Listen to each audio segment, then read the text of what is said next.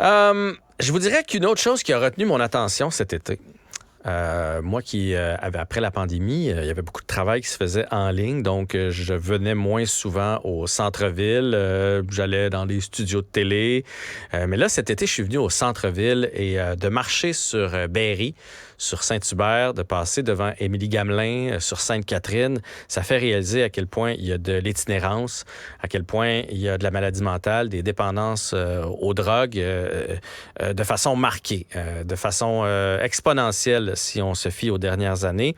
Et il y a d'ailleurs des statistiques qui sont sorties aujourd'hui. Là. On est à 175 décès par intoxication du mois d'août de l'an passé à juillet 2023. Donc, en l'espace d'un an. Évidemment, c'est en hausse. 138 hommes jusqu'à maintenant pour 38 femmes. On va en discuter de ces problèmes-là avec Dr Marie-Ève Goyer, chef médical des programmes en dépendance et itinérance du CIUS Centre-Sud de Montréal. Bonjour, Madame Goyer. Bonjour. Est-ce qu'on a perdu le contrôle en tant que société sur tous ces problèmes-là? Parce que j'ai l'impression des fois qu'un amène l'autre. Là, l'itinérance amène la consommation d'alcool. Pas dans tout alcool et drogue, pas dans tous les cas, mais dans bien des cas. Les gens sont dans la rue, ils ont de mauvaises fréquentations. La maladie mentale amène aussi la prise de médicaments. Puis là, à un moment donné, la prise de médicaments amène la prise de drogue. Donc, est-ce qu'en société, on a un peu perdu le contrôle? C'est une grande question. C'est sûr que là où on est vraiment en train de perdre le contrôle, c'est au niveau de la contamination de ce qui est produit sur le marché illicite. Ça fait plus de 10 à 15 ans qu'on voit les choses progresser et je vous dirais que depuis la COVID, ça a vraiment augmenté. Alors, on assiste à un phénomène que j'appelle souvent un phénomène de roulette russe. C'est-à-dire que quelqu'un qui consomme n'importe quoi sur le marché illicite, que ce soit de façon récréative de temps en temps ou de façon régulière, il y a vraiment plus moyen de savoir, à part si on fait tester notre substance. Et encore faut-il que dans nos tests, on puisse reconnaître ces substances-là, tellement ça roule et il y a des nouvelles choses qui sortent tout le temps. Donc, il y a vraiment deux mondes entre ce qu'on pense consommer et ce qu'on consomme réellement. Et on a vu apparaître de plus en plus des substances de plus en plus toxiques, de plus en plus puissantes. Vous avez entendu le fentanyl, après c'était le carfentanyl, l'isotonitazène, la xylazine. Donc, on a vraiment l'impression, comme vous le dites, que le train est parti puis qu'on court après. Et c'est des substances qui induisent des tolérances de plus en plus élevées. Donc, c'est difficile pour moi, par exemple, comme médecin, de plus en plus de soigner les personnes qui veulent un traitement. Je veux quand même dire qu'il existe des traitements et qu'effectivement, il faut aller vers ça quand c'est ça qui est souhaité. On peine aussi à rendre les traitements aussi accessibles qu'on le voudrait, mais c'est vrai de dire que même avec nos traitements, des fois, c'est comme si on n'arrive plus à rencontrer la tolérance des gens puis à les soulager adéquatement. Oui, parce que là, on parle des décès. J'ai parlé des décès comme statistique, mais on parle aussi de 708 interventions d'urgence, 547 où on a dû administrer le naloxone. Je ne sais pas si je le prononce bien. Naloxone, c'est ça qui est... L'analoxone, l'antidote, oui, pour les surdoses d'opioïdes. Donc c'est très, très répandu. C'est quoi la solution pour avoir de la marchandise de meilleure qualité, si c'est ça le problème? Ben, il n'y a pas une seule solution. Évidemment, une crise de santé publique aussi grande pour créer plus de 36 000 décès au Canada, puis faire réduire pour la première fois l'espérance de vie chez les hommes canadiens, ça va demander plusieurs choses. Donc oui, l'accès à l'analoxone, c'est l'antidote. Puis j'invite les citoyens en cette journée de sensibilisation aux surdoses à en avoir sur eux. Comme ça, s'ils rencontrent quelqu'un en situation de surdose, ben ils pourront intervenir. Mais je l'ai dit tantôt, ça prend de l'accès au traitement.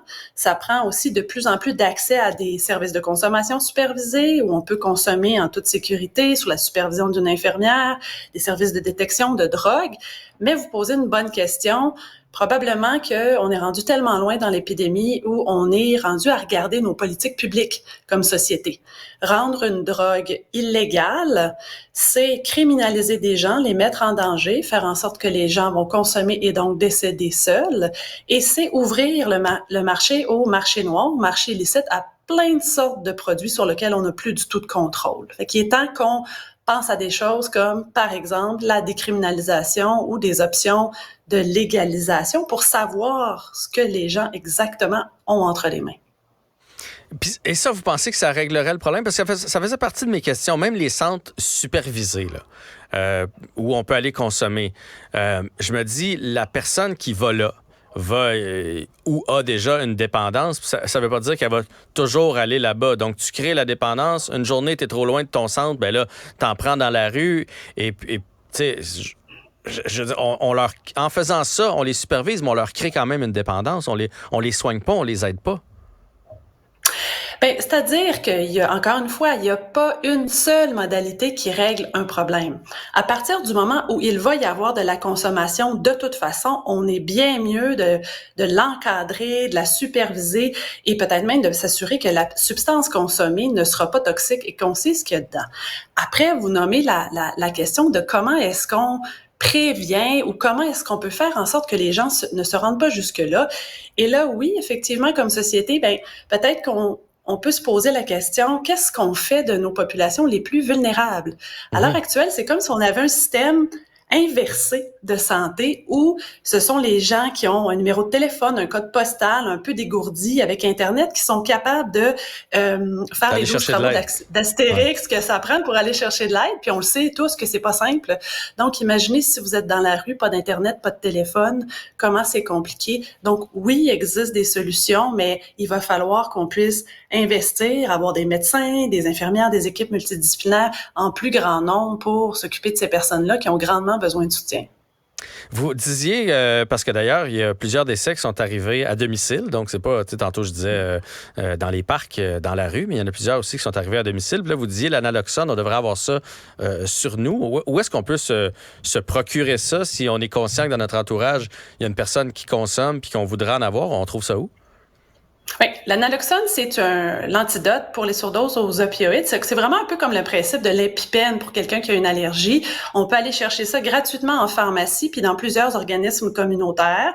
Ça peut être pour nous-mêmes, évidemment, on peut pas s'auto-administrer de l'analoxone quand on est en train de faire une surdose, ou pour notre famille, nos amis, ou comme citoyens, si on veut en avoir. Donc, on peut le dire au pharmacien communautaire. Il va nous montrer comment ça fonctionne. Il y en a 2 formulations. Donc, j'invite les gens qui viennent pas du réseau de la santé à plutôt choisir la formulation intranasale, très, très simple, un push-push dans le nez, mais toujours, quand on l'utilise, d'avoir fait un appel au 911 avant pour être sûr que on reste pas seul et que la personne obtient les soins qu'elle a besoin. Ouais, OK. Donc, pour que les soins soient en route pendant que nous, on exécute avec l'analoxone. Un autre truc qui m'a dérangé, si je peux dire, cet été, parce que je passais toujours sur la rue, c'est j'ai l'impression qu'on a laissé faire. Tu sais, des fois, je vois avant, il me semblait que ça se passait de nuit. On voyait ça dans les films, des trafics de drogue dans un petit fond de ruelle. Là, c'est en plein jour. Là. C'est super facile de voir des gens consommer, de voir des gens faire des transactions. Parfois, il y a des policiers là, dans le parc à côté des gens qui sont en train de consommer. J'ai comme l'impression qu'il y a une espèce de laisser-aller, comme regarde, de toute façon, le problème est rendu trop gros, on n'arrivera pas à tout gérer, puis qu'il y a une espèce de laisser-aller. Ben, je vous poserai la question autrement. Qu'est-ce qu'on peut faire dans l'état actuel des choses? Qui a beaucoup changé aussi dans les grandes villes à travers l'Amérique du Nord, c'est l'accès à des logements pas trop chers, facilement accessibles et bien, on a assisté quand même à un phénomène de gentrification. Et donc, c'est pas simple non plus de trouver un logement à l'heure actuelle, et c'est ça qui fait qu'on retrouve beaucoup de personnes dans la voie publique. Donc, ça pose la question de qu'est-ce qu'on peut faire, et effectivement, on peut avoir plus d'endroits où on peut consommer, de l'accès à du logement abordable, l'accès à des soins qui font un peu plus de outreach, qui vont dans la rue, à des soins psychiatriques adaptés. On a des listes d'attente en dépendance partout au Québec, donc il faut qu'on se décide si c'est une priorité. Il faut qu'on mette les bouchées doubles pour pouvoir réussir. Mais vous voyez, il n'y a pas une solution magique. C'est une solution vraiment multimodale là, qui peut faire en sorte. Et c'est peut-être pour ça que c'est aussi compliqué. Oui.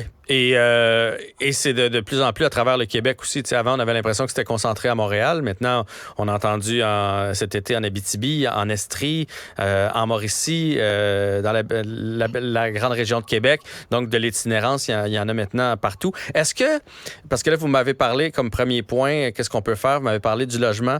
Est-ce que ce serait, mettons que vous, là, je vous donne le choix de régler un problème en premier. Est-ce que c'est la santé mentale, l'itinérance ou la consommation? Est-ce que si on enlève justement une partie de l'itinérance, ça va régler une partie de l'autre problème? C'est-tu ce que vous pensez?